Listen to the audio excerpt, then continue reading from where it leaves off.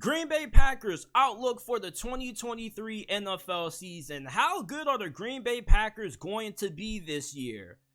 It's the start of the Jordan Love era. Aaron Rodgers is gone. What do you have in Jordan Love? Now, there are a lot of doubters and detractors of Jordan Love. I'm not one of them. I also, however, don't happen to be a big believer in Jordan Love. Now, I don't think Jordan Love is going to be garbage. I think he's going to be a middle of the pack quarterback. I feel like in certain games, he's going to be really good, but he also is going to have a high tendency to struggle taking care of the football. I think he can be a lot similar to Jameis Winston in some capacity. So when it comes to how Jordan Love's performance is going to affect the Green Bay Packers this year, if he plays well, this potentially could be a borderline playoff team. They got a really good offensive line, plus they got tons of depth. You got a really good group of wide receivers. You drafted Jaden Reed in this past year's NFL draft out of Michigan State. He was one of my favorite wide receivers coming out. This dude's going to be a monster with the other two studs. You got that receiver in Christian Watson and Romeo Doubs. And you got Luke Musgrave at tight end as well. He was also a really good pickup by the Green Bay Packers in this past year's draft. So Jordan Love, he kind of has a situation that it's kind of hard for him to fail. Honestly, there's way too much talent around him for him to be a garbage quarterback. I think Jordan Love should at least be a top 16 quarterback this year. Even though he's going to be a turnover machine in my opinion, I still think that he's going to be good enough to win you a good amount of games with the talent that he has around him. It's not like he's going to one of the worst situations in the NFL. He's going to a team that has a really good coaching staff, a team that has allowed him to sit behind one of the greatest quarterbacks ever for his first couple of years. And he looked pretty good against the Philadelphia Eagles. He looked way better in his start against them than what he did the first time we saw him start against the Kansas City Chiefs a long time ago. So I've seen massive improvement from Jordan Love, but I still think that he's going to be really turnover prone. And this defense, you got concerns with Joe Barry if you are a Packers fan. Now, this defense has tons of talent. You look at their defensive line, it's really good. Their linebacker unit, I'm a really big believer. And who's number 7? Quay Walker, I believe that's his name. I really like his game. I was a big fan of him coming out of Georgia. In the secondary, you have Jair Alexander, Russell Douglas as your two cornerbacks. Jair Alexander is coming off a really good season. So there's a lot of talent there for Joe Barry to have success. And then you're going to have 100% of Rashawn Gary this year. Rashawn Gary was having an outstanding season last year until he suffered that season-ending injury that sidelined him. Rashawn Gary, I think, is kind of a little bit of a sleeper pick for Defensive Player of the Year this year. I don't think enough people know how good Rashawn Gary truly is.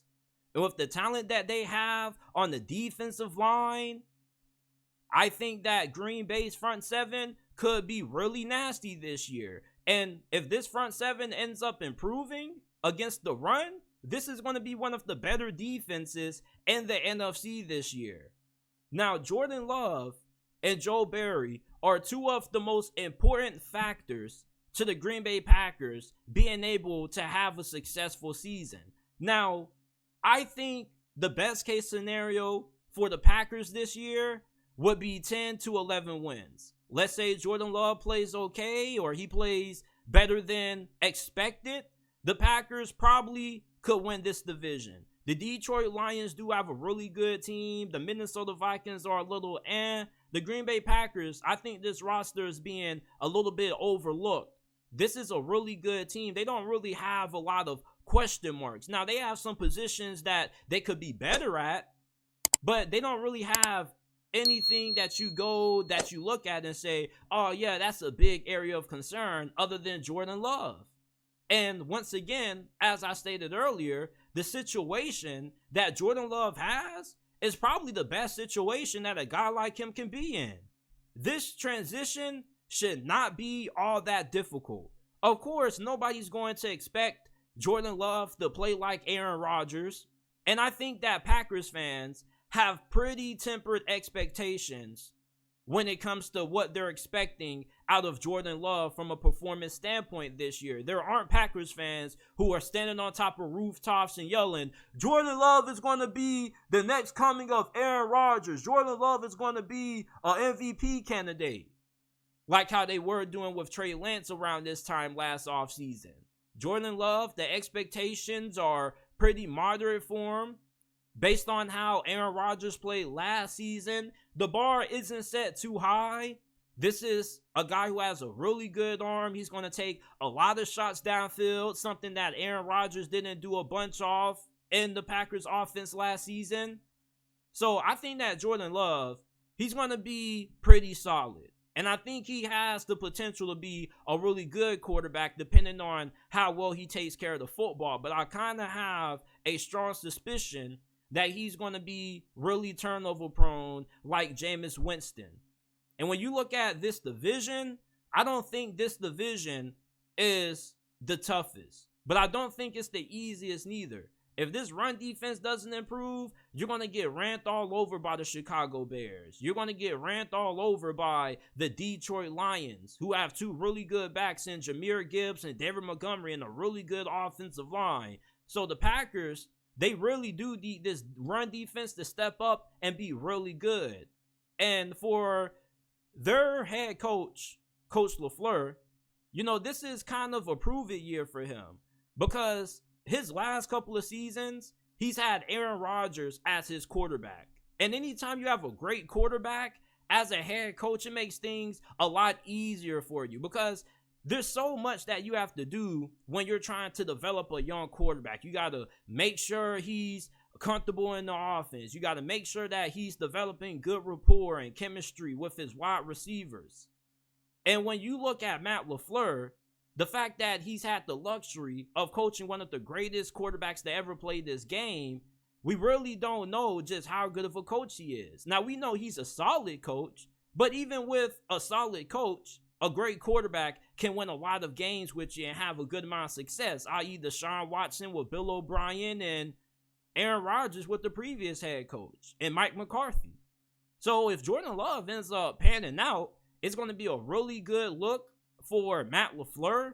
But if he doesn't end up panning out and he ends up struggling, it's going to look like a really bad decision when the Packers ended up trading back into the first round to draft Jordan Love. I think we kind of forget that. We forget that instead of trading back into the first round for a good wide receiver, they opt to draft Aaron Rodgers' replacement.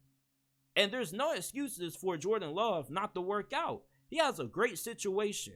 This is a really good team. They got solid playmakers around them, a good offensive line. You're going to have a good run game. So there's no reason why Jordan Love should struggle. Now, for this defense, with Joe Barry calling the plays, I really don't know. Honestly, I don't really have a lot of confidence in him. And a lot of the Packers faithful, they don't really believe in him all that much neither. But you're kind of hoping that the talent kind of just takes over. Kenny Clark, Devontae Wyatt are really good. Preston Smith is still very productive. Lucas Van Ness, rookie out of Iowa. This is a guy who kind of fits the mold for a Green Bay Packer. And the Packers do a pretty good job at drafting interior and defensive linemen. So I think that the Green Bay Packers overall going into this season, they're going to be a team that is going to be a lot like what they were last year in the middle of the pack. I don't think they're going to be awful. I think worst case scenario, 6 wins. Best case, they can get the 6, but I think they probably will be around the 7, maybe 8-win team this year. Jordan Love, I don't think he's going to be bad. I think he's going to have some great moments, but I think he's going to be heavy with the turnovers. I don't think he's going to have great ball security. That's something that kind of concerns me. Even when I was watching him in the preseason, the ball security wasn't the greatest. So let me know, what are your thoughts on the Green Bay Packers going into the 2023 NFL season down in the comment section down below.